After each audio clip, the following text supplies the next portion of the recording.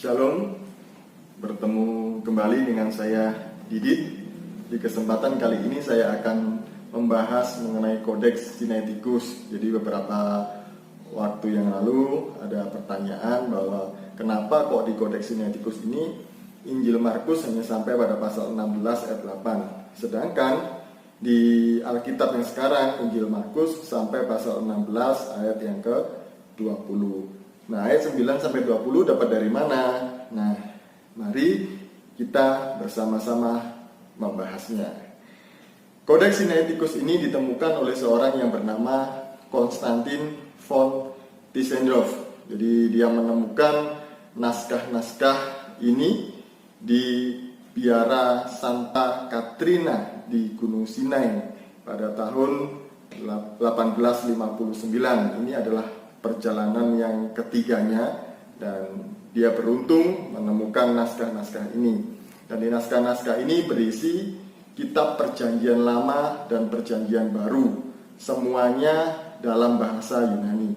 Nah, mungkin ada teman-teman yang bertanya, kenapa kok Perjanjian Lama berbahasa Yunani padahal seharusnya berbahasa Ibrani? Nah, inilah yang disebut dengan Septuaginta, yaitu terjemahan dari bahasa Ibrani ke bahasa Yunani. Nah, untuk Perjanjian Lama di dalam naskah ini tidak lengkap, yaitu antara lain yang tidak lengkap adalah kitab Kejadian dan juga Bilangan.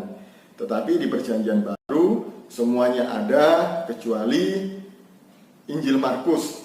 Memang di Kodeks Sinaiticus ini Injil Markus hanya sampai pada pasal 16 ayat yang ke-8. Nah, berarti Alkitab sekarang palsu dong, karena ada tambahan ayat 9 sampai 20. Jadi begini, proses penyusunan Alkitab itu tidak bersumber dari satu kodeks saja atau dari satu naskah saja, melainkan ada beberapa naskah yang dijadikan sumber dalam penyusunan Alkitab. Misalnya ada papirus P66, yaitu yang ditulis pada tahun 120 Masehi. Nah, papirus P66 ini memuat akhir Injil Lukas dan Injil Yohanes pasal 1 ayat 1 sampai 14. Nah, ada naskah-naskah papirus yang lain juga, masih banyak. Jadi tidak saya sebutkan satu persatu, ini tadi hanya sebagai contoh.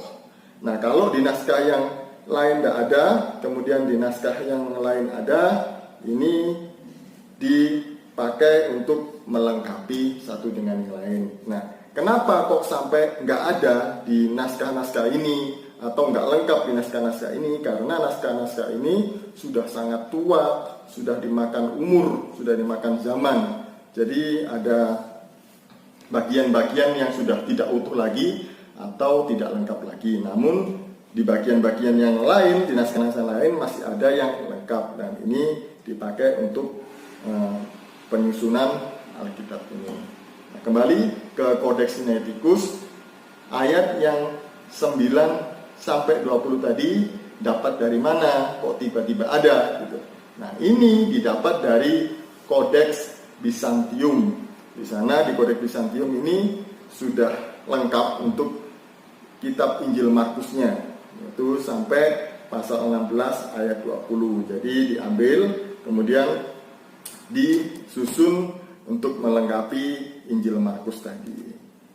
Saya pikir lembaga Alkitab adalah fair dalam menerjemahkan Alkitab ke bahasa Indonesia, karena dia menerjemahkan tidak dari King James Version atau dari terjemahan apa, tidak, tetapi dia menerjemahkan dari naskah aslinya. Nah, mungkin juga teman-teman ada yang tanya, kok ada yang dalam tanda kurung ya, kok ada yang ini ya, apakah ini tambahan atau dapat dari mana? Nah, ini yang dalam kurung itu tadi adalah ditemukan pada naskah-naskah yang lain yang di kemudian hari ketika sudah diterjemahkan, tapi ada naskah lain yang usianya lebih tua tapi ditemukan di kemudian hari lalu ditambahkan ke bahasa Indonesia dan kemudian diberi tanda kurung.